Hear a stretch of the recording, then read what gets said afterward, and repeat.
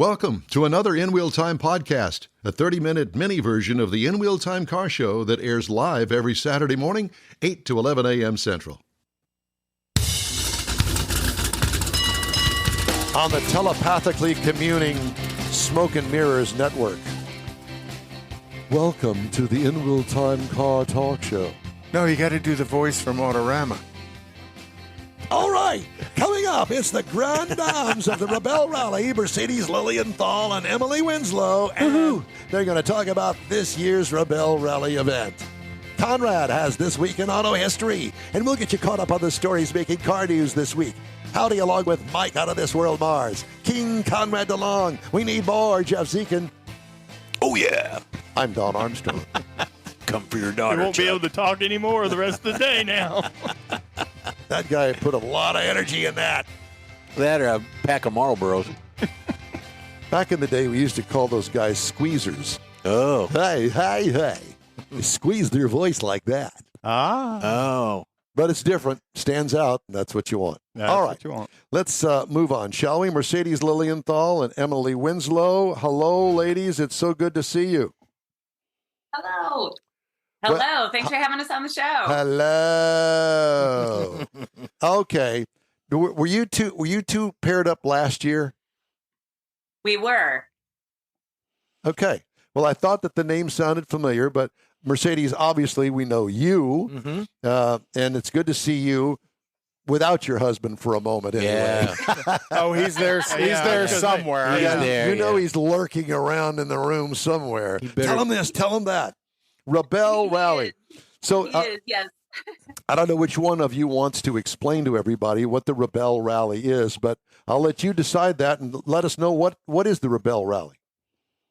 Well, Emily, do you want to go first since the In Wheel Time crowd might not know who you are? Do you want to mention who you are and how you fit into the mix?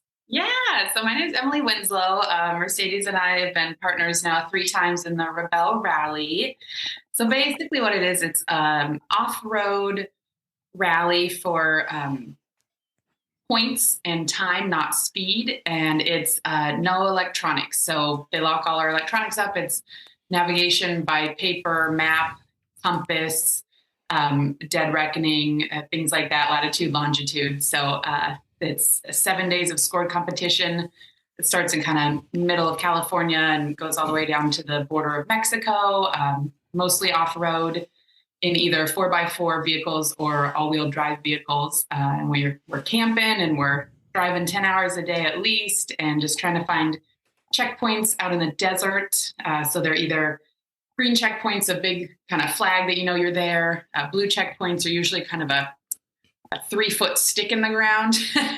And then there's black checkpoints that there's no marker and that you hope you have navigated to the correct exact square on the ground. And you work all week to get points and see how well you can do. I have to ask, are you allowed to use a sextant?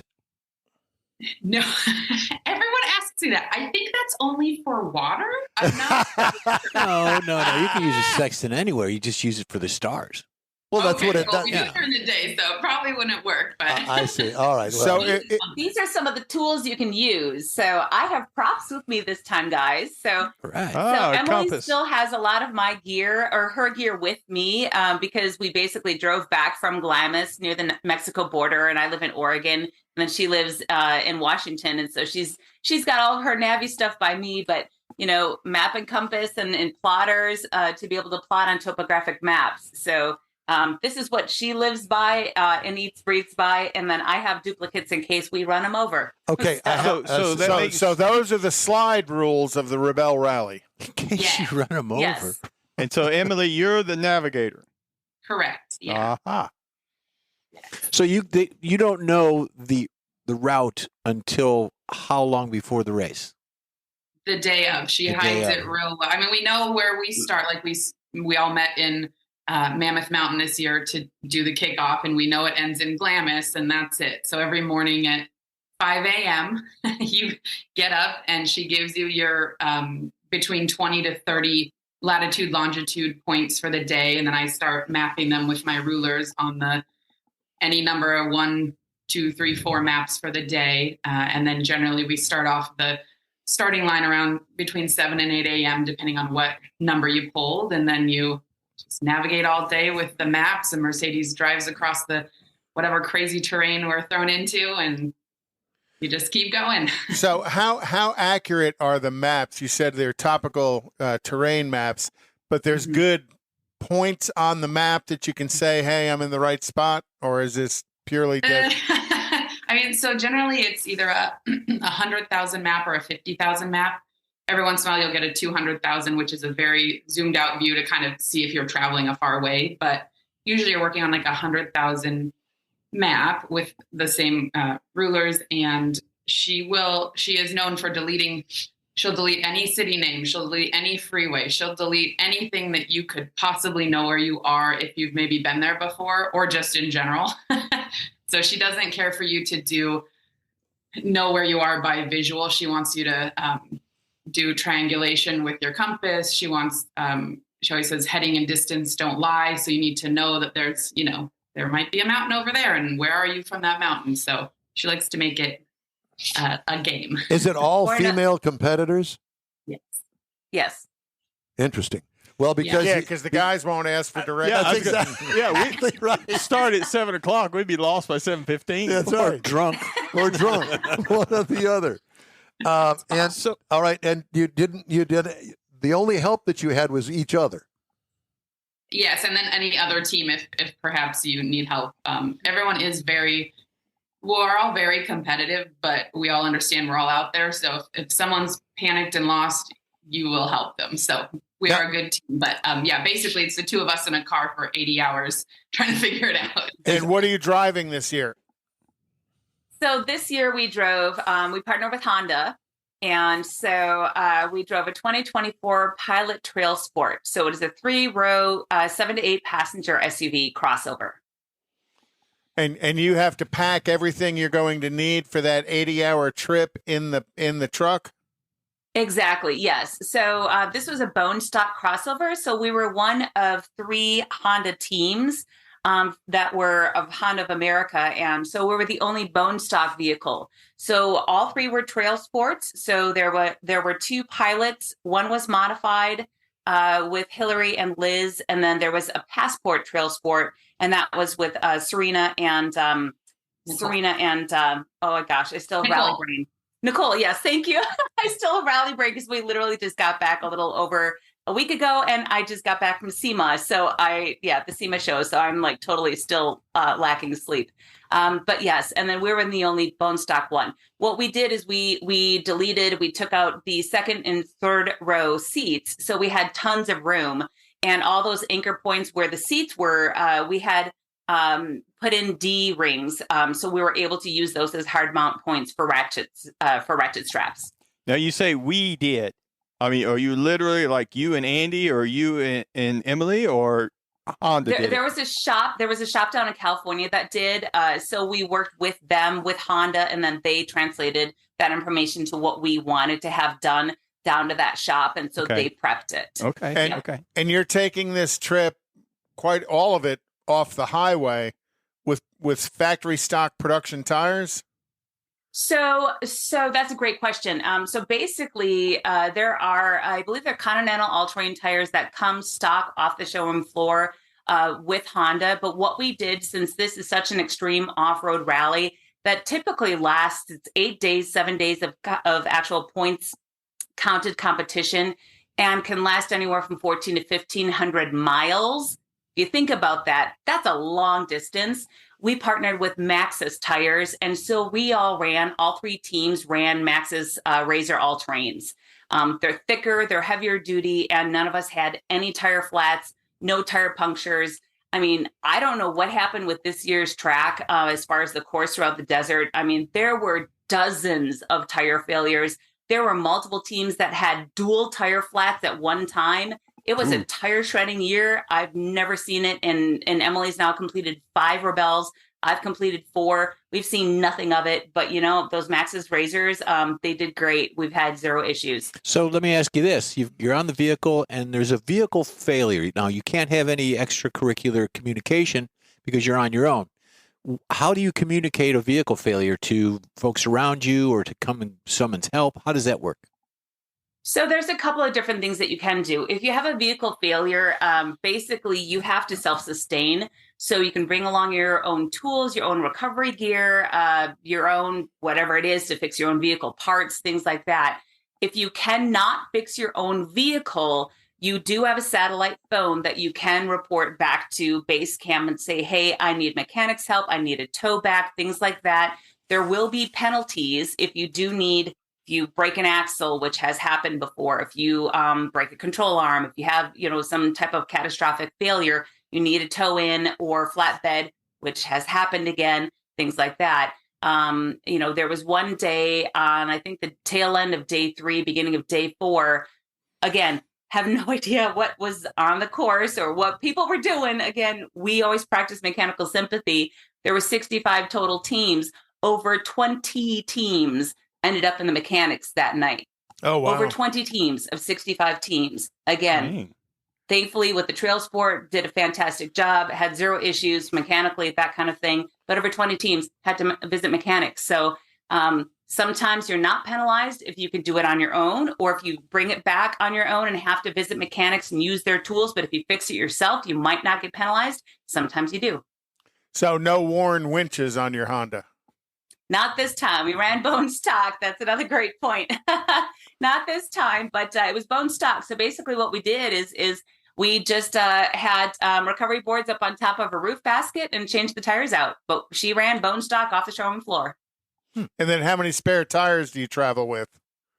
So there is one factory supplied bone stock, or just one factory supplied tire that's underneath underneath the rear bumper, that's kissed kind of underneath.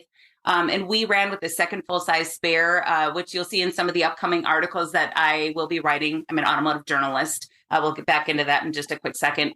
But we ratcheted that down in the interior. And we also had an air compressor from ARB that I brought on board, a portable one, and then a full-size ARB tire patch kit. Because we figured, of course, we brought all of that on board, we won't need it. So hence, every time we bring 2 full-size spares tire patch kit, you'll never need it. We never have, thank goodness. So always bring, there you go. Rather Always be prepared than waiting. Be without. Yeah. Always be prepared. So how'd you guys finish?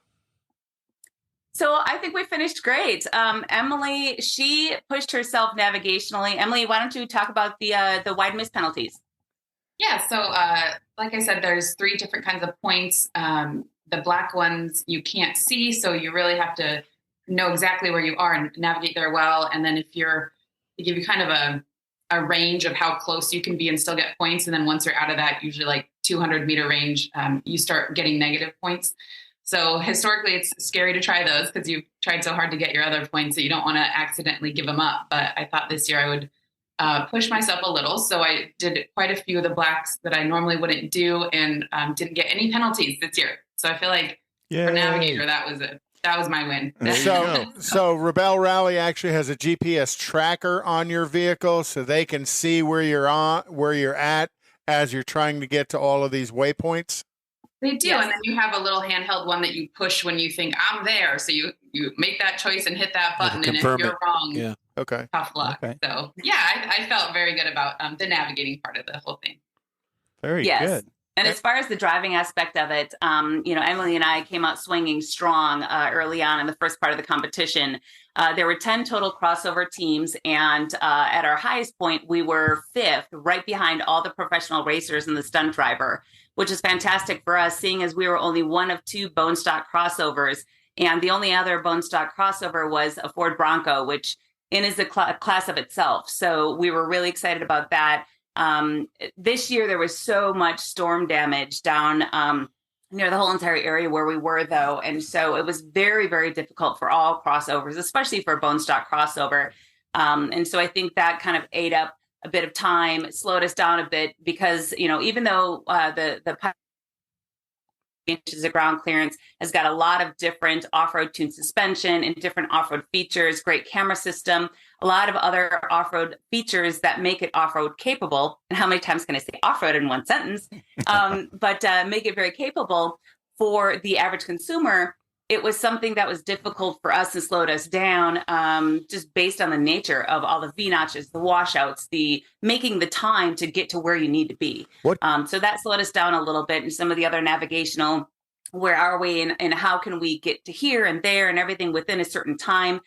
So we ended up slipping from 5th to 8th for a final overall. But I'm really happy with where we are, considering we are a bone stock class. We finished strong, 0 mechanical issues, 0 tire punctures, 0 flats, 0 visits to mechanics. And for me as a driver, one of my main goals was high-speed driving, getting more comfortable, and doing left foot braking. And doing that not necessarily just on obstacles and just on rocky patches, but doing it consistently. What kind of motor did the car have in it? Yeah, great question. So it's a 285 horsepower and it's a V6 10-speed automatic. So it's a 3.5 liter.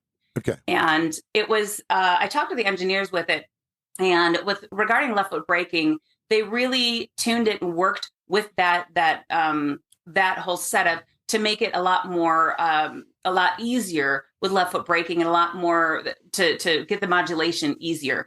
And to be more intuitive. And once you got it, you just nailed it. And it became so much fun to drive. It was just great. I didn't want to hand it back. Did you get a big trophy? We finished and we got a lot of dirt in our car. That's the trophy. And what are they doing with the car? Are they going to put it on Don's used car lot now? Yeah. Smithsonian. I've heard that the car will live on. I've heard that there is a Honda museum. I don't know. It said it's going to be living on. I don't know what capacity, but I'm but not you didn't sure. see it in SEMA, though. No, it's not at SEMA right now. It's at the Fleet Company in near Seattle area, waiting to be shipped. So it's in transit. So it'll pop up, I'm sure, maybe at media events, maybe at museum. Or a Who Pepsi knows? can. I don't know. Maybe it'll be next year's SEMA. Who knows? Well, it's great to talk to you, ladies. Congratulations on a job well done. And Mercedes, you and your husband, we need to talk to you two about, obviously, you've got the Rebelle Rally now behind you, and see what you guys are up to. You're fixing to do the Alaska run again, aren't you, next year? We are, yeah. Yeah. We're going to be doing the 2024 Alcan 5000 Rally. This year is the winter edition. That'll be coming up in less than 5 months, gentlemen. And we've got a very exciting announcement. We cannot say it yet, but we are just chopping at the bit to say it, who we're going to partner with as far as the manufacturer. And hopefully in the next few weeks, we'll be able to announce, and it'll be fantastic. We can't wait. You should use a convertible on that one. Yeah. No. Right, exactly. For the Arctic winter, that'd be There good. you go. Mercedes, Emily, thank you both so much for joining us today. We'll talk to you soon. Again, congratulations on a job well done. Thank you. Thanks so much for having us on the show. You bet. Thank you. All right, time now fun. on the In-Wheel Time Fun. Car Talk Show for this week in auto history. And Conrad has that for us. Don't you? Yep. Okay, well, I just needed a little verbal. No. He was waiting on me. In 1927 this week, Ford Model A production began. The Model A marked a significant departure from its predecessor, the Model T, but its development was not without its share of challenges, including Henry Ford's initial reluctance to embrace change. In 1935 this week, the coffin nose Cord debuted.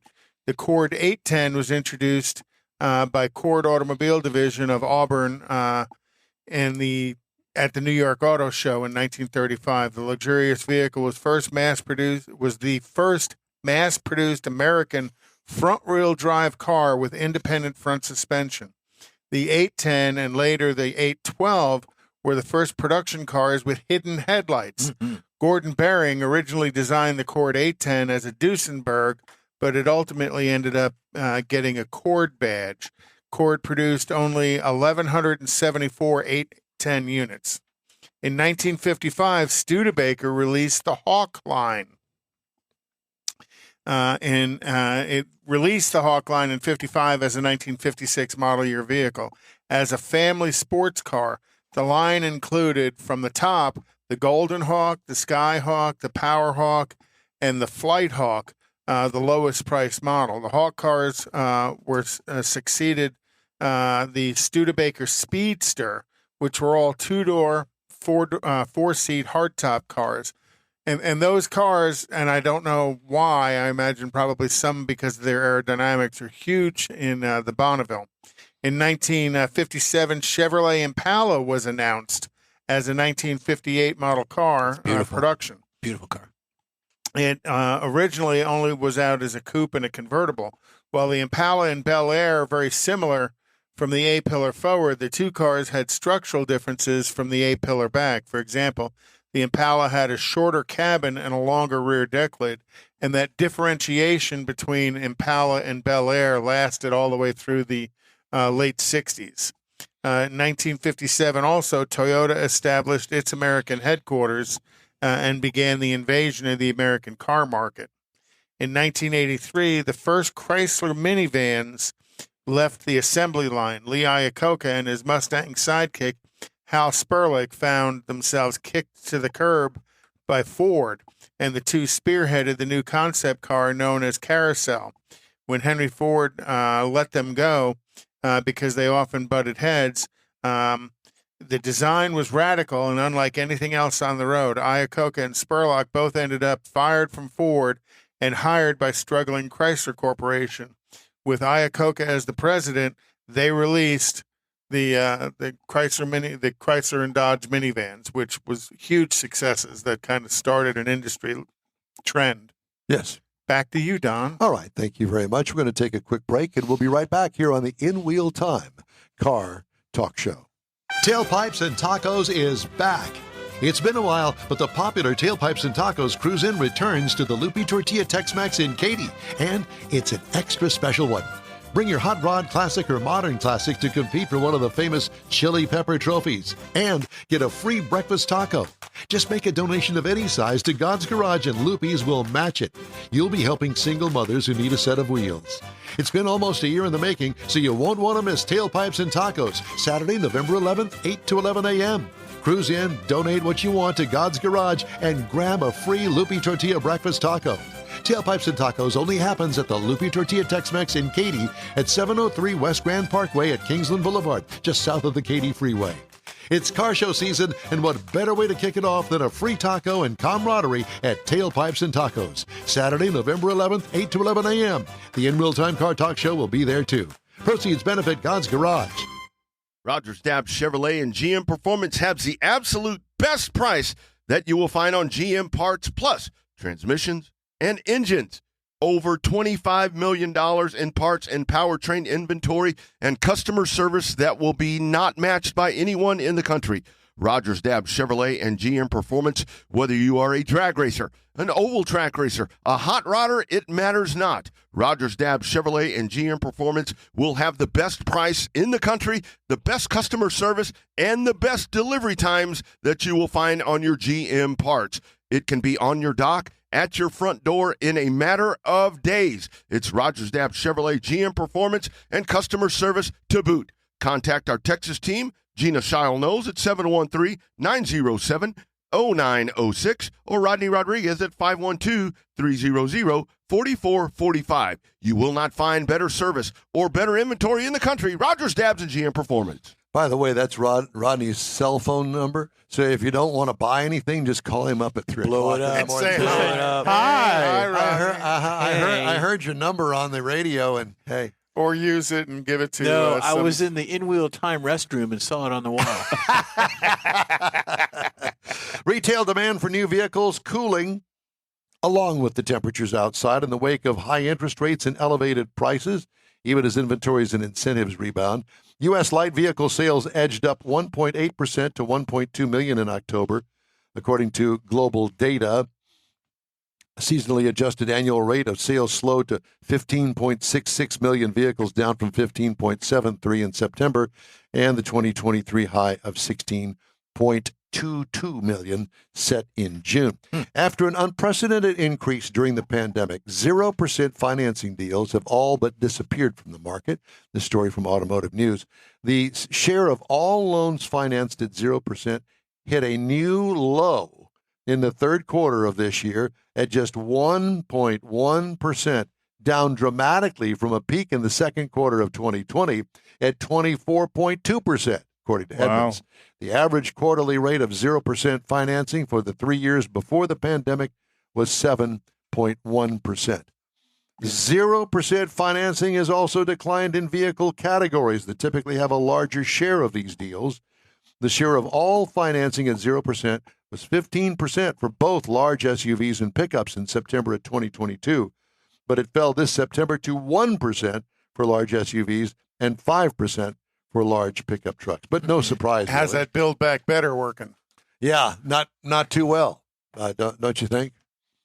Nope. I would say. Not at 10% interest rates on cars. And we didn't have a chance to do Hemmings. I know. I'm disappointed. Well, I can do a couple. Me too. 1956 Cadillac Eldorado Oh. Biarritz convertible. I think we talked about this. 50,000. I'm talking No, 18. talking 17. $136,500. I didn't go over. Yeah. Here's one. 66 Chevrolet Corvette Coupe. Big block, small block. 90 grand. It doesn't say, but I can't I'm really gonna say see the 58. hood. It's done. It looks like it may be a big block. I'm shooting for 90,820. Got to be a big block. I got then. it. I got that one. Got to be.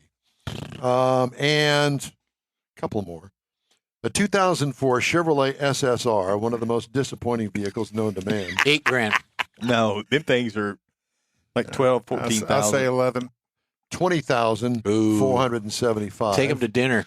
A 63 Chevy Impala, our last one, $7,900. I would get that one. Okay. That's the one out. That'd be the bargain. Okay, quick break now, and we're going to wrap up today's show right after this. Hey, Houston! America's greatest hot rod tradition is back! Thanksgiving weekend! The O'Reilly Auto Parts Autorama! At the George R. Brown Convention Center. 4 action-packed days of hot rods, customs, classics, trucks, and performance cars. The ultimate lowrider showcase. Sponsored by Shorty's Hydraulics. See Lone Star Throwdowns, Texas-sized truck spread. And don't miss the traditional rod and custom section. Friday, Saturday, and Sunday, see wild, high-flying, freestyle motocross stunt shows. Shop the swap meet and women's world all weekend on the celebrity stage presented by Nick's Auto Repair and Classic Car Restoration. Friday, meet AEW Tag Team Superstars, the Lucha Bros. Saturday, it's Noel G, Hector from the Fast and Furious. Sunday, it's Lou Ferrigno, the original Incredible Hulk. The O'Reilly Auto Parts Autorama. November 23rd through 26th at the George R. Brown Convention Center. Discount tickets at O'Reilly Auto Parts. Part of the Summer Racing Equipment Show Car Series. See Autorama.com for more info. Houston's finest cars are invited to another Gulf Coast Auto Shield Car Social, Saturday, December 2nd, and you're invited too. Show off your personal pride and joy, or just stop in to see the likes of Lucid, Lamborghini, Porsche, Ferrari, and more. Gulf Coast Auto Shield is your one-stop shop for paint detailing, coatings, window tint, clear bras, and wheel repair. The Car Social is your opportunity to get a tour of this state-of-the-art facility located at 11275 South Sam Houston Parkway, just south of the Southwest Freeway. It all takes place Saturday, December 2nd, 9 to noon. This is the perfect opportunity to connect with other car enthusiasts. From BMWs to Bentleys, Corvettes to McLarens, the Car Social is a different kind of show. Talk to the owners. See Gulf Coast Auto Shield's facility. You'll be amazed. Put it on your calendar now. The Gulf Coast Auto Shield Car Social, Saturday, December 2nd, 9 to noon at 11275 South Sam Houston Parkway, just south of the Southwest Freeway. The In Wheel Time Car Talk Show will be there, too. We'll see you then. Well, that's it for this week's In Wheel Time Car Talk Show. Here's your invitation to follow us on Facebook. Give us a like, tell your friends about us, and share our stuff if you would. We'll keep you posted on all things automotive all week long.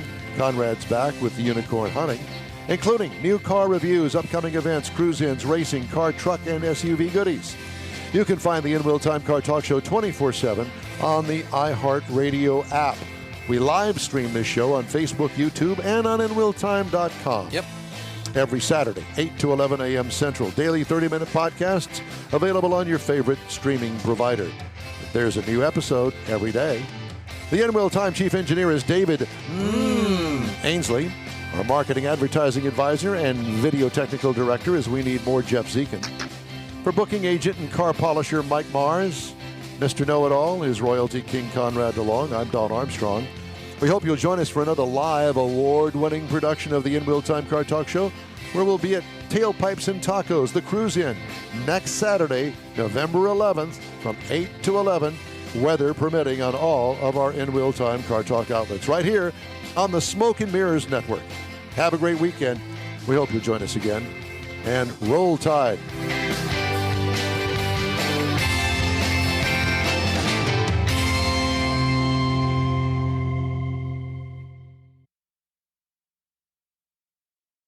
That's it for this podcast episode of the In Wheel Time Car Show. I'm Don Armstrong, inviting you to join us for our live show every Saturday morning, 8 to 11 a.m. Central on Facebook, YouTube, Twitch, and our InWheelTime.com website. Podcasts are available on Apple Podcasts.